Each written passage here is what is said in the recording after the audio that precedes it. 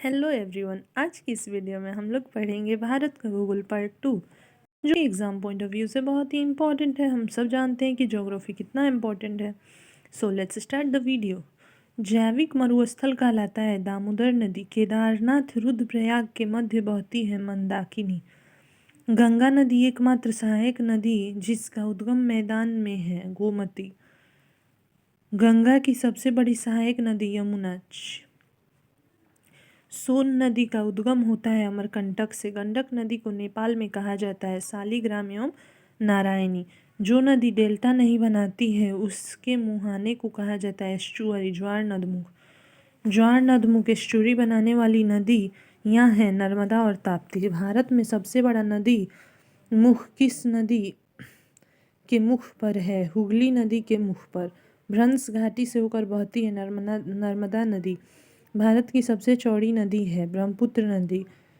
तिब्बत के मानसरोवर झील से निकलने वाली यरलुंग जंगबो नदी को भारत में जाना जाता है ब्रह्मपुत्र नदी मुहाना बंगाल की खाड़ी। विश्व का सबसे बड़ा नदी द्वीप माजुली स्थित है ब्रह्मपुत्र नदी में असम के होरहट में। मानस व लोहित सहायक नदी है ब्रह्मपुत्र की। ब्रह्मपुत्र को कहा जाता है तिब्बत में सांगपो, अरुणाचल प्रदेश में दिहांग, असम में ब्रह्मपुत्र एवं बांग्लादेश में जमुना।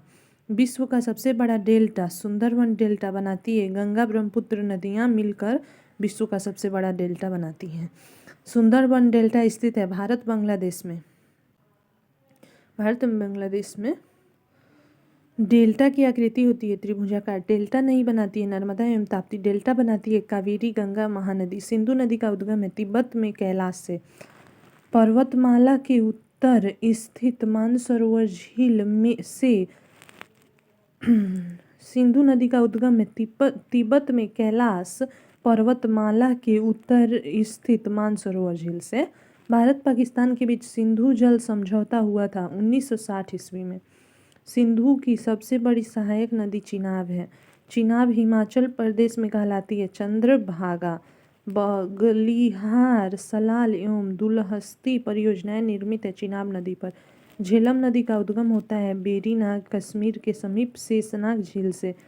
तुलबुल तथा उरी परियोजनाएं चलाई जा रही हैं जम्मू कश्मीर में झेलम नदी पर। सतलज नदी का उद्गम होता है तिब्बत में मानसरोवर झील के पास राक्षस ताल से। सतलज नदी का उद्गम कहाँ से होता है तो सतलज नदी का उद्गम होता है तिब्बत में मानसरोवर झील के पास राक्षस ताल से। भाखड़ा, नांगल, हरिके बैराज तथा इंदिरा गांधी नहर संबंधित है सतलज नदी से। दक्षिण प्रायद्वीपीय भारत की प्रमुख नदियां हैं महानदी, गोदावरी, कावेरी तथा कृष्णा जो पूर्व की ओर बहती हैं, जबकि नर्मदा, ताप्ती और माही पश्चिम की ओर बहती है। नर्मदा का उद्गम होता है मैकाल पर्वत के अमरकंटक चोटी से, जिसका मुहाना अरब सागर है। गुजरात की जीवन रेखा कहलाती है नर्मदा नदी। अरब में गिरने वाली सबसे लंबी नदी है नर्मदा, विभ्रंश घाटी से होकर बहती है। प्रायद्वीपीय भारत की सबसे लंबी नदी गोदावरी है। गोदावरी नदी निकलती है महाराष्ट्र में मुंबई के निकट नासिक के त्र्यंबकेश्वर से। वृद्ध गंगा या दक्षिण गंगा कहलाती है गोदावरी नदी। कावेनी का उद्गम होता है कर्नाटक के कोडागु जिले के ब्रह्मगिरी पहाड़ियों से। कावेरी नदी गिरती है बंगाल की खाड़ी में। दक्षिण भारत की गंगा कहलाती है कावेरी नदी। कावेरी नदी जल विवाद होता रहता है तमिलनाडु, कर्नाटक, केरल, पुदुचेरी के मध्य। कृष्ण नदी का उद्गम होता है महाराष्ट्र के पश्चिमी भाग में महाबलेश्वर से। कृष्ण नदी जल विवाद है आंध्र प्रदेश। कृष्ण नदी जल विवाह है कृष्ण नदी जल विवाद है आंध्र प्रदेश। कर्नाटक एवं महाराष्ट्र के मध्य 1957 से लवणीय नदी के रूप में जानी जाती है लूनी नदी। लूनी नदी निकलती है अरावली पर्वत से। कच्छ के रण में विलुप्त हो जाती है लूनी नदी। लूनी नदी कहलाती है अरावली पर्वत से।